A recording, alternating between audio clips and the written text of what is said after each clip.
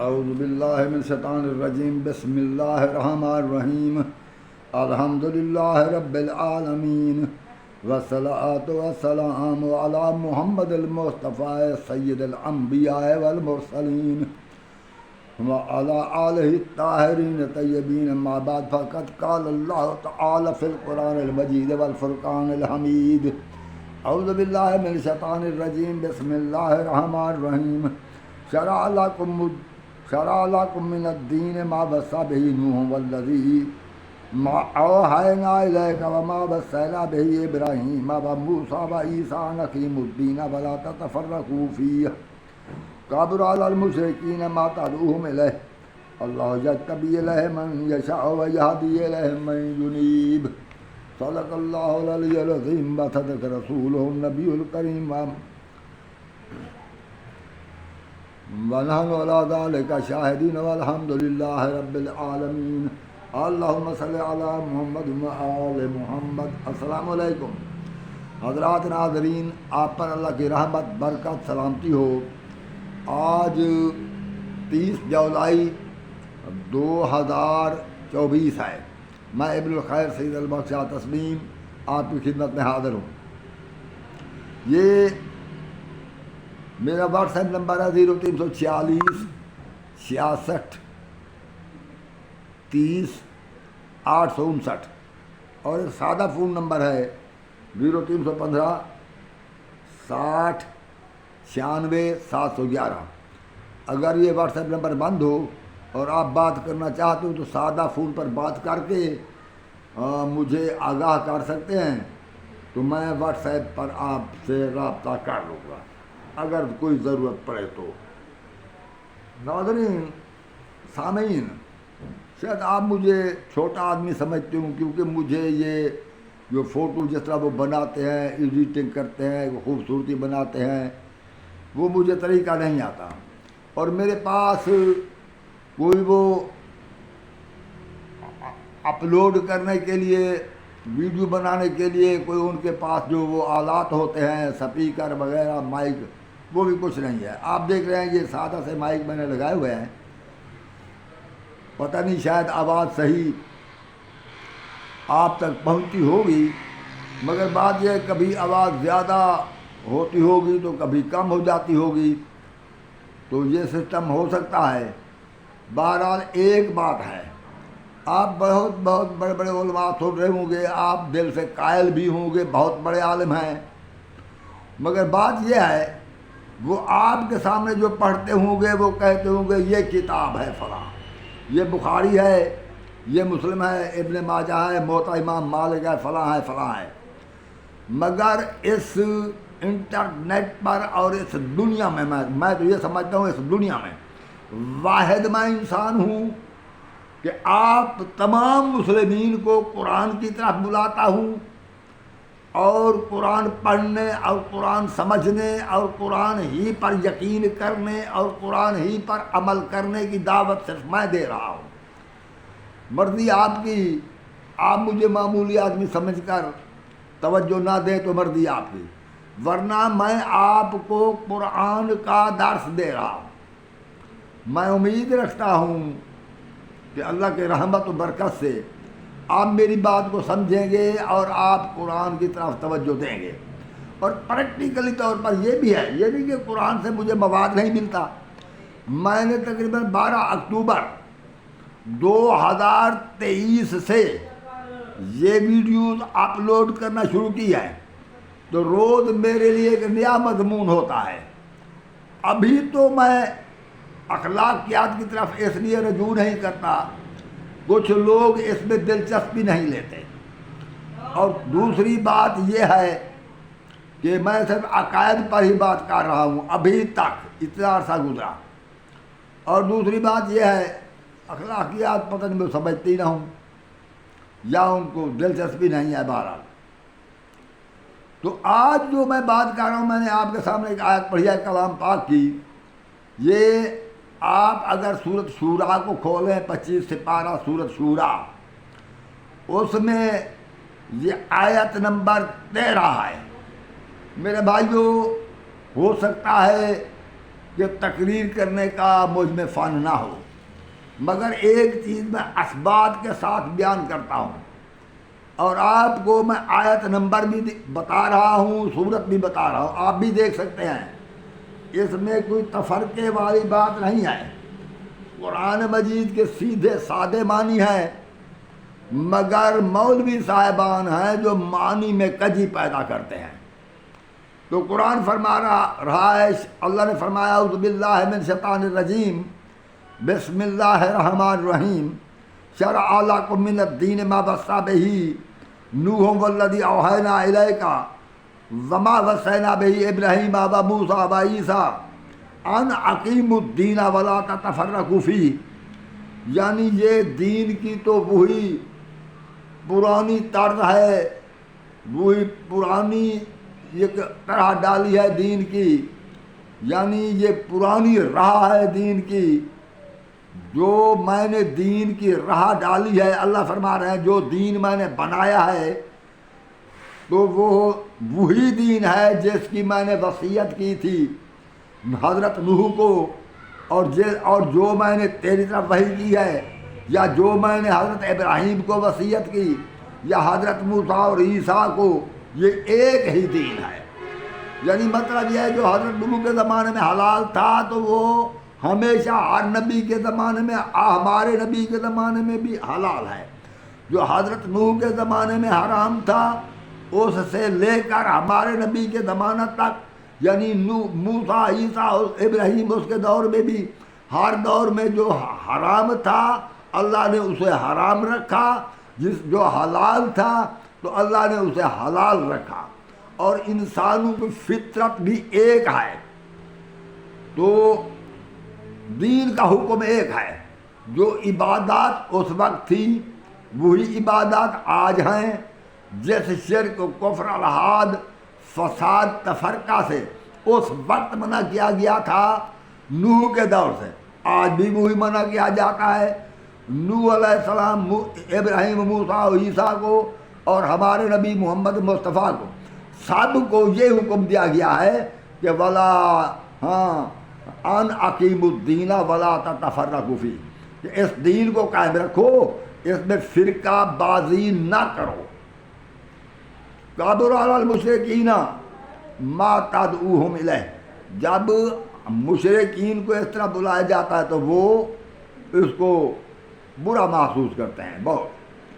اللہ فرما رہے ہیں کہ تدعوہم الیہ اللہ یجتبی الیہ من یشاء ویہدی الیہ من ینیب، اور اللہ ہے جس کو چاہے چن لے، منتخب کرے، اور اسے ہدایت دیتا ہے جو اس کی طرف رجوع کرے۔ یعنی کسی کو نبی بنائے، کسی کو معصوم بنائے، کسی کو صدیق بنائے، جو کچھ منتخب کرے، اللہ یجتبی الیہ، اللہ ہے جو اپنی طرف سے چن لے جسے چاہے، من یشاء ویہدی الیہ من ینیب، اور جسے اپنی طرف ہدایت کرے وہ جو اس کی طرف توجہ کرتا ہے۔ یعنی جو اللہ کی طرف توجہ کرتا ہے، جو ہدایت چاہتا ہے تو اللہ ہدایت کر دیتا ہے، اور منتخب کرنا اللہ کا کام ہے، جسے چاہے وہ منتخب کر لے، یہ ہے دین۔ تو میں جو عرض کرنا چاہتا ہوں، گرمی بہت ہے، میں پہلے بھی گرمی شکایت کرتا ہوں ہمیشہ جو آپ کے پاس سامنے آتا ہوں، تو آج بھی بہت گرمی ہے۔ تو بات یہ ہے کہ جب دین ایک ہے، نوح سے لے کر حضرت محمد مصطفیٰ تک دین تو ایک ہے۔ جب دین ایک تھا، حضرت نوح پر بھی تو ایک رسالہ اترا، وہ عالمی نبی تھے، اللہ نے اپنا آئین جو دین کے قانون تھے وہ دے دیے، اس پر بھی تو کتاب اتری، اور اس کے بعد حضرت ابراہیم پر بھی رسالہ اترا، اور اس کے بعد حضرت موسیٰ پر توریت اتری، اس کے بعد حضرت داؤد پر زبور، اور حضرت عیسیٰ علیہ السلام پر انجیل اتری۔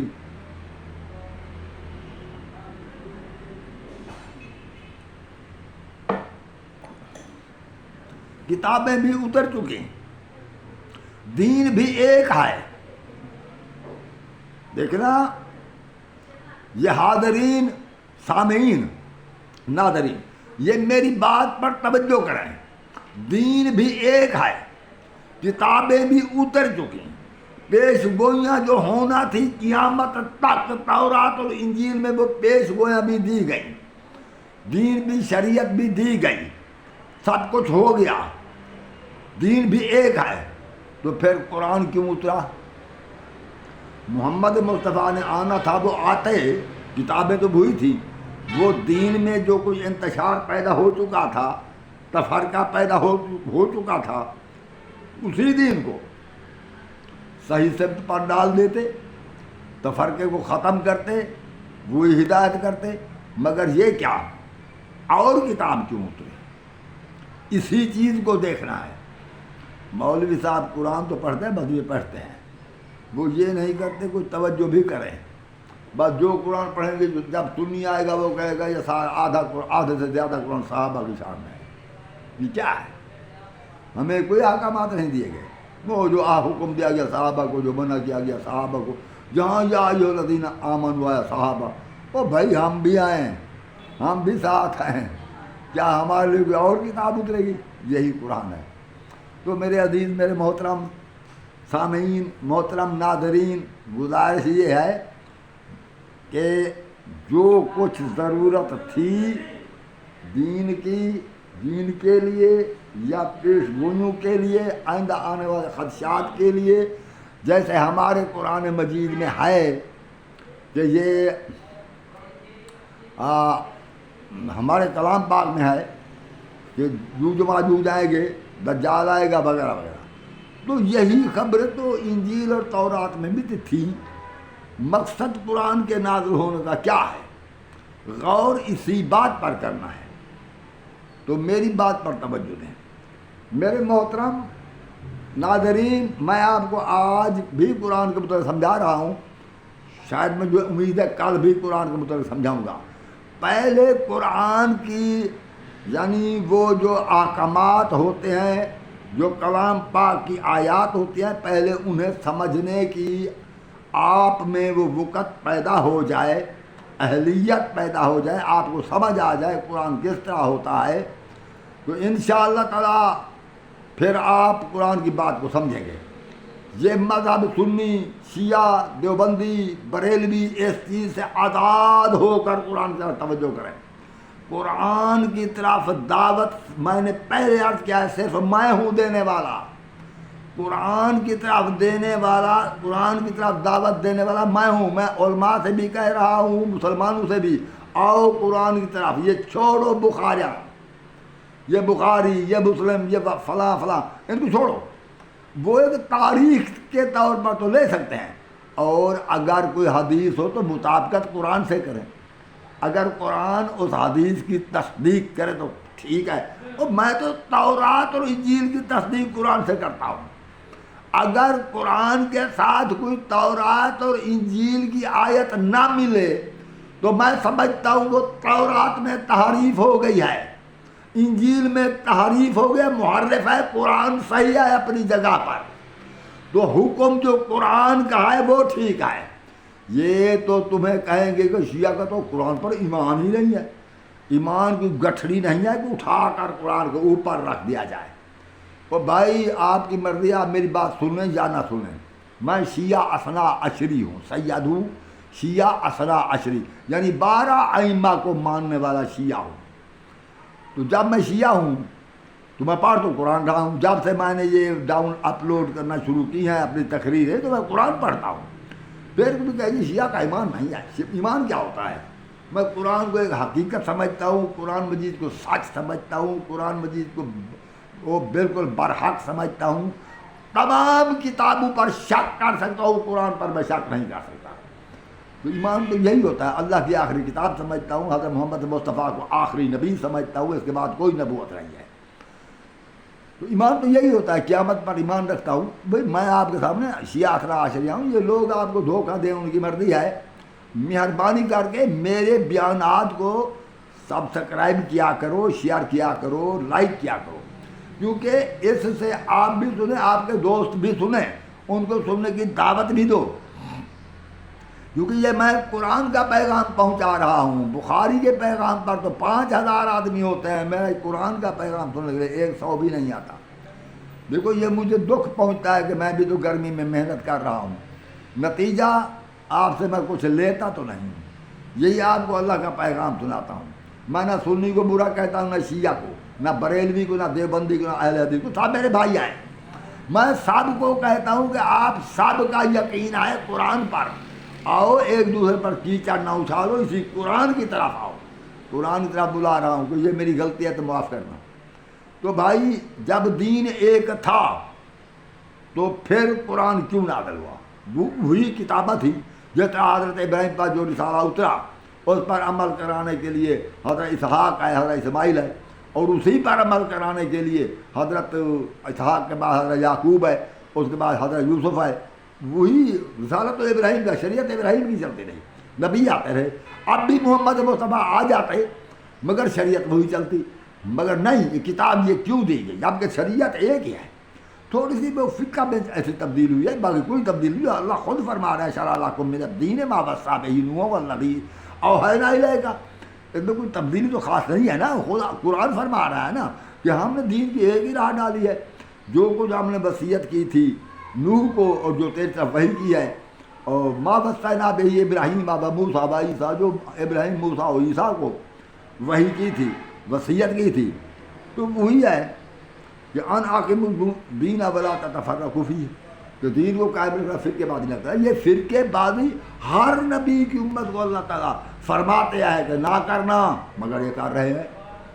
یہ اللہ کی سخت نافرمانی ہے، یہی شرک ہے، یہ شرک عظیم ہے. اور پھر کہتے ہیں جی ہر شخص کل حزب وہ پہلے فرقے بنا لیے، پھر کل حزب بما لدیہم فرحون، ہر گروہ خوش ہے کہ بیٹھی. اور بھئی اپنے آپ خوشیاں نہ مناؤ، خدا کے لیے تحقیق کرو. تحقیق کرنے کے لیے قرآن کی طرف آؤ. اپنی پارٹی بندی کو چھوڑو، اندھی عقیدت کو چھوڑو، عقیدت قرآن پر رکھو. جو فرمائے مان لو، جو فرمائے مان لو، جو فرمائے قرآن کو مان لو، قرآن کی بات مان لو. یہ پھر حدیث قرآن کے مقابلے میں جب لاتے ہو نا تم حدیث، یہ حدیث نے ہمیں برباد کر دیا، تم نے حدیثیں بنا لی ہیں. بھائی حدیثوں کو چھوڑو. اچھا تو میں کہہ رہا تھا یہ قرآن کیوں اترا؟ جب شریعت ایک تھی، وہ آ چکی تھی، پیش گوئیاں ہو چکی تھیں، تو پھر قرآن کیوں نازل ہوا؟ بھائی مسئلہ یہ ہے قرآن اس لیے نازل ہوا کہ اس قرآن میں صرف وہ شریعت نہیں ہے.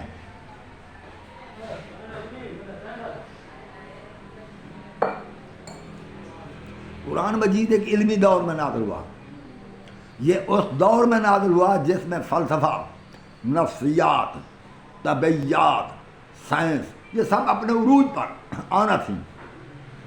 تو کیونکہ کلام پاک میں ان علوم کو بیان کیا گیا ہے. دوسری بات یہ ہے کہ کلام پاک کا انداز بیان کلیات میں ہے. جو زیادہ تعلیم یافتہ لوگ ہیں وہ کلیہ کا مطلب سمجھتے ہیں. کلیہ اس جملے کو یا اس تعریف کو کہتے ہیں جو تمام ہی افراد پر یکساں پوری برابر آئے. مثال کے طور پر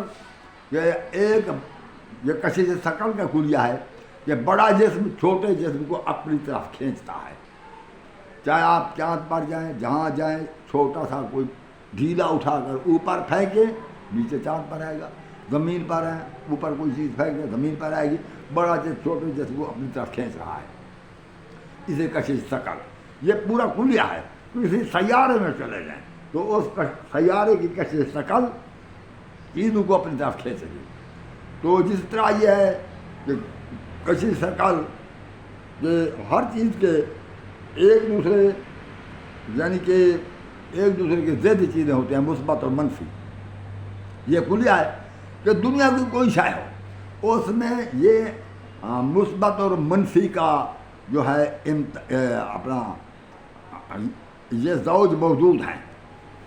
تو اس لیے کشش ثقل میں بھی جہاں پر قوت جاذبہ ہے وہیں پر قوت دافعہ ہے. تو یہ اس طرح میں پہلے وہ مطلب زوجین کے معاملے میں بیان کر چکا ہوں. تو بات یہ ہے اسی طرح یہ کلیہ ہوتا ہے، اسے کلیہ کہتے ہیں کہ گرمی سے چیزیں پھیلتی ہیں، بس یہ کلیہ ہے ہر چیز کے متعلق. سردی سے چیزیں سکڑتی ہیں ہر چیز کے متعلق. تو یہ سب کلیہ کہتے ہیں۔ کائنات کی ہر چیز یعنی تمام سیارگان، زمین اور سیارگان اور کواکب سب حرکت میں ہیں، یا حرکت محوری کر رہے ہیں، حرکت استداریہ کر رہے ہیں، یعنی جو کواکب ہیں تو وہ حرکت محوری کرتے ہیں، اور جو سیارگان ہیں وہ حرکت محوری بھی کرتے ہیں، حرکت استداریہ بھی کرتے ہیں۔ یہ کلیہ ہے، یہ میں کلیہ پیش کر رہا ہوں آپ کو سمجھانے کے لیے۔ کلیہ کسے کہتے ہیں؟ تو قرآن مجید کلیات میں ہے، یہ کلیہ ہے اس میں، جیسے کہ سبحان الذی خلق الازواج کلھا، پاک ہے وہ ذات جس نے ہر چیز کے جوڑے بنائے، ہر چیز کے جوڑے جوڑے بنائے، مما تنبت الارض، جو کچھ بھی زمین پیدا کرتی ہے ہر چیز کے جوڑے جوڑے بنائے، اور پھر وَمِنْ أَنفُسِهِمْ، خود ان کے نفسوں کے اندر بھی جوڑے ہیں، یعنی ہمارے اجسام جو جسم ہے تو ہمارے جسموں کے اندر بھی جوڑے ہیں، تو ہر چیز کے اللہ نے جو زمین پر پیدا ہو رہی ہے تو اس کے اللہ نے جوڑے بنائے ہیں، جوڑے جوڑے، وہ جوڑے کیا ہیں؟ یہی مثبت اور منفی جوڑے ہیں، تو اسے کہتے ہیں یعنی کہ کلیہ۔ یہ ہر چیز پر کلیہ آ گیا پورا، جو زمین پیدا کرتی ہے، جو کچھ ان کے نفسوں کے اندر سب جوڑے ہیں، سب چیز کے جوڑے، یہ کلیہ ہے، یعنی یہ کلیہ کے صورت میں فطرۃ اللہ التی فطر الناس علیہا لا تبدیل لخلق اللہ ذلک الدین القیم ولکن اکثر الناس لا یعلمون، یہ سورۃ روم ہے۔ تو اللہ کے تخلیق کرنے کا بھی ایک اصول ہے، ایک قانون ہے، اس اصول کے مطابق لوگوں کو پیدا کیا، یعنی جہاں پر بھی کلیہ، یعنی اسی طرح یہ قرآن کلیات میں ہے۔ جب اس کو کلیات میں بیان کیا تو کائنات کی ہر چیز کو سمو کر اس میں رکھ دیا، یعنی فلسفہ کو، علم الکلام کو، یا نحو کو، یا مقصد نفسیات کو، طبعیات کو، دوسری چیزوں کو اس میں سمو کر رکھ دیا، اور نظام زندگی گزارنے کا جو نظام تھا وہ بھی بتا دیا، اخلاقیات کو بتا دیا، عبادات کو بتا دیا، اور ایک راستہ متعین کر دیا۔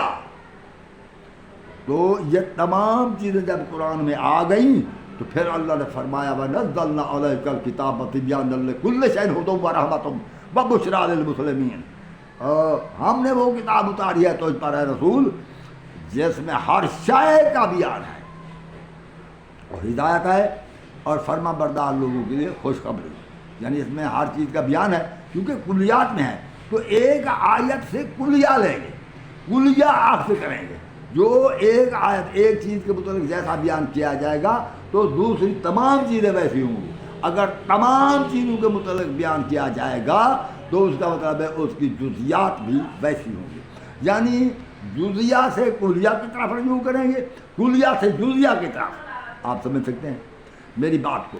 یعنی اللہ اگر کسی چیز کی فطرت کو بیان کر رہا ہے، تخلیق کو بیان کر رہا ہے، تو وہ جو اصول بیان کر رہا ہے، انسانوں کی نفسیات کو بیان کر رہا ہے، تو اس حکمت کو جو اللہ بیان کرتا ہے اپنے قرآن کے اندر، اگر وہ جزیات کو بیان کرے گا تو ہم اس کی تمام جو نوع یا جنس ہوگی اس کو اسی جز کے مطابق سمجھیں گے۔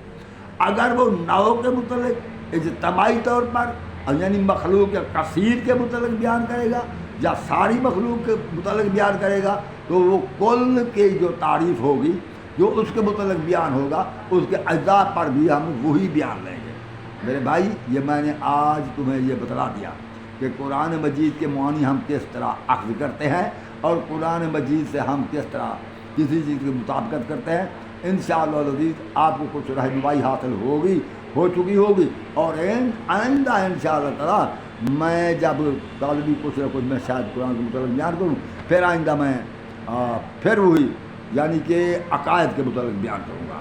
تو مہربانی کر کے میرے کلام کو، میرے خطبہ کو سبسکرائب کرو، شیئر کرو، لائک کرو، یہ آپ کی مہربانی ہوگی، تاکہ قرآن سننے کا اپنے بھائیوں میں رواج پیدا کرو، تاکہ قرآن سمجھیں۔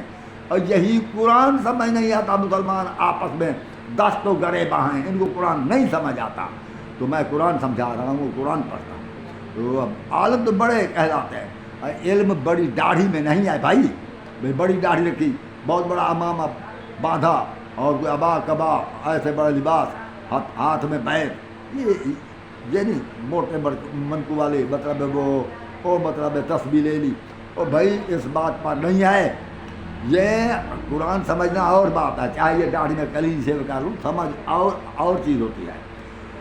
تو میں قرآن سمجھا رہا ہوں تو مہربانی کریں، اور لوگ جو علماء کرام ہیں وہ کتابوں کے علماء ہیں، قرآن نہیں پڑھتے، ان کو چاہیے کہ قرآن کی طرف توجہ کریں، اور ان کو چاہیے میرے بیان پر توجہ کریں۔